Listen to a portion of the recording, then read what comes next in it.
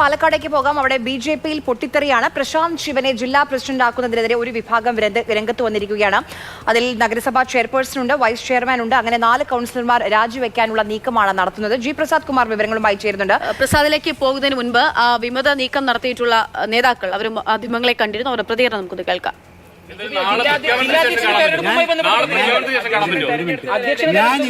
ഞാൻ ഒന്നും പ്രതികരിക്കാൻ ഞാൻ തയ്യാറല്ല.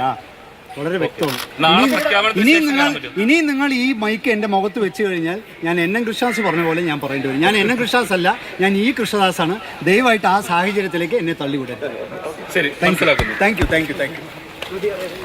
ഈ കൃഷ്ണദാസിന്റെ പ്രതികരണമാണ് നമ്മൾ കേട്ടത്. സി കൃഷ്ണകുമാറിനെതിരെയാണ് ഇവരുടെ നീക്കം നടക്കുകയും ചെയ്യുന്നത്. ജി പ്രസാദ് കുമാറുണ്ട് വിവരങ്ങൾ നൽകാനായിട്ട്. പ്രസാദ്, എന്താണ് സംഭവിക്കുന്നത്? അദ്ദേഹം കൂടുതലൊന്നും പറയാനില്ല എന്നൊക്കെ പറയുന്നുണ്ട്. എന്താണ് അവിടെ സംഭവിക്കുന്നത്? എന്താ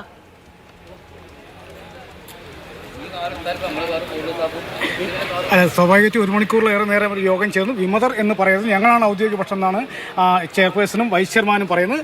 ഞങ്ങൾ BJP-യാണ്. BJP-യിൽ ചില പ്രശ്നങ്ങൾ ചൂണ്ടിക്കാണിക്കാണ് സമാന മനസ്കരായ ഒരു സംഘം ആളുകൾ യോഗം ചേർന്ന്. അതിലിപ്പോൾ പാലക്കാട് നഗരസഭയിലെ 6 കൗൺസിലർമാർ ഉണ്ട്. അതേപോലെ തന്നെ ഈസ്റ്റ് മണ്ഡലത്തിനുമായി ബന്ധപ്പെട്ട കുറച്ച് വാർഡ് മെമ്പർമാരും അതുപോലെ തന്നെ പ്രമുഖ നേതാക്കന്മാരുണ്ട്. പാലക്കാട് ഉപതെരഞ്ഞെടുപ്പിന് തുടങ്ങിയ പ്രശ്നമാണ്. കൃഷ്ണകുമാറിന് സ്ഥാനാർത്ഥിയായതുകൊണ്ട് മാത്രമാണ് പാലക്കാട് ഉപതെരഞ്ഞെടുപ്പിൽ BJP-ക്ക് ഇത്രയും വലിയ തിരിച്ചടി ഉണ്ടായത്. അതിപ്പോഴും പാർട്ടി മനസ്സിലാക്കുന്നില്ല. കൃഷ്ണകുമാറിന്റെ കയ്യിലേക്ക് പാർട്ടിയെ പാലക്കാട് ജില്ലാ ഘടകത്തെ വിട്ടുകൊടുത്തിരിക്കുന്നു.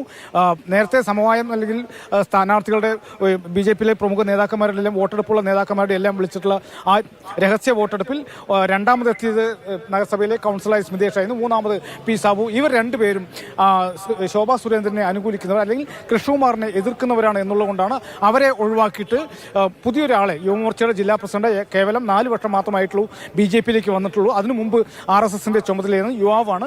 അങ്ങനെ എല്ലാവരും ഒരുമിച്ച് കൊണ്ടുപോകാനുള്ള ശേഷിയില്ല എന്നെല്ലാമാണ് ഇവർ പറയുന്നത്. അപ്പോൾ ഈ തീരുമാനത്തിന് ഇപ്പോൾ ഇന്ന് പ്രശാന്ത് ശിവൻ നോമിനേഷൻ കൊടുത്തു. പ്രശാന്ത് ശിവൻ മാത്രമാണ് നോമിനേഷൻ കൊടുത്തത്. ആ സമയത്ത് മണ്ഡലം പ്രസിഡന്റുമാരും തന്നെ ഉണ്ടായിരുന്നില്ല എന്ന് പറയുന്നു. ഏതായാലും പ്രശാന്ത് ശിവനെ പ്രഖ്യാപിക്കുകയാണെങ്കിൽ കൂടുതൽ കടുത്ത നടപടികളിലേക്ക് പോകും. ഇപ്പോൾ ഇന്ന് 6 കൗൺസിലർമാരാണ് യോഗത്തിലുണ്ടായിരുന്നത്. കൂടുതൽ കൗൺസിലർമാർ ഇതിലേക്ക് വരാനുള്ള സാധ്യതയുണ്ട്. അങ്ങനെ 6-ൽ കൂടുതൽ കൗൺസിലർമാർ BJP-ന്ന് രാജിവെച്ചാൽ BJP-യുടെ പാലക്കാട് നഗരസഭ ഭരണം താഴോട്ട് പോകുന്ന സ്ഥിതി ഉണ്ടാവും. 52 നഗരസഭയിൽ 28 BJP-യുടെ സ്ട്രെങ്ത്. UDF-ന് 16 ഉണ്ട്, CPM-ന് 7, ഒരു വെൽഫെയർ പാർട്ടി. അങ്ങനെയാണ് 26 വേണം, 27 വേണം ഈ ഭൂരിപക്ഷത്തിന് എന്നുള്ളതാണ്. അപ്പം 6 കൗൺസിലർമാർ രാജിവെച്ചാൽ 28-ൽ നിന്ന് 6 പോയാൽ തന്നെ വലിയ പ്രതിസന്ധി BJP നേരിടേണ്ടി വരും. പാലക്കാട് നിയമസഭാ ഉപതെരഞ്ഞെടുപ്പിന് ശേഷം BJP ഇവിടെയും നീക്കം നടക്കുന്നത്. കൃഷ്ണകുമാറിനെതിരെ തന്നെയായിരുന്നു സന്ദീപ് വാര്യറും പറഞ്ഞത്. അത് അതിരൂക്ഷമായിട്ടുള്ള വിമർശനമായിരുന്നു. അതൊക്കെ ചിലപ്പോൾ ചില രീതിയിൽ സാധൂകരിക്കും പോലെയാണ് ഇവരുടെയും നീക്കം നടക്കുന്നത്. എന്താണ് കൃഷ്ണകുമാറിനെതിരെ വരുന്ന പരാതി? എന്താണ് അവർ പറയുന്ന മറുപടി? എന്താണ് ഇതിൽ?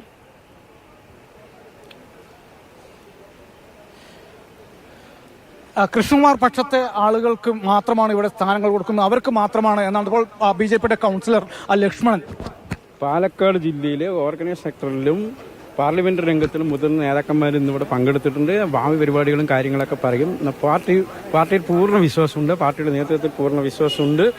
കൂടുതൽ കാര്യങ്ങൾ പറയാൻ വേണ്ടി നിർബന്ധിക്കുന്നത്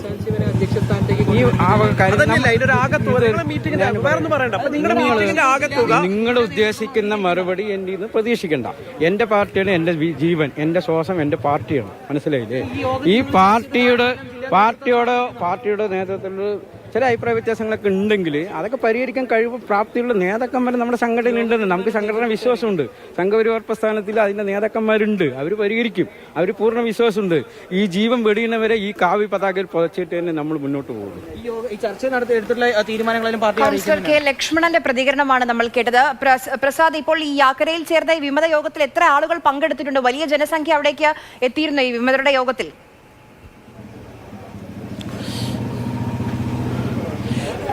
ഇല്ല, ആര്യ, വിമതരുടെ യോഗത്തിൽ വലിയ കൂട്ടമില്ല. കാരണം പ്രധാനപ്പെട്ട കൗൺസിലർമാരും അതുപോലെ വാർഡ് മെമ്പർമാർ അതുപോലെ നേതാക്കന്മാർ, ഈ കൃഷ്ണകുമാറിനെതിരെ പാലക്കാട് നിൽക്കുന്ന നേതാക്കന്മാർ, അങ്ങനെയുള്ള ആളുകളാണ് ഈ യോഗത്തിൽ പങ്കെടുക്കുക. പക്ഷേ നാളെ പ്രഖ്യാപനത്തിന് ശേഷം കൂടുതൽ പ്രവർത്തകരുടെ വെച്ചിട്ടുള്ളൊരു യോഗം ഉണ്ടാകാനുള്ളൊരു സാധ്യത കാണുന്നുണ്ട്. ഇപ്പോൾ നഗരസഭയിൽ പാലക്കാട് നഗരത്തിലും അതുപോലെ പ്രധാനപ്പെട്ട നേതാക്കന്മാരാണ് ഉള്ളത്.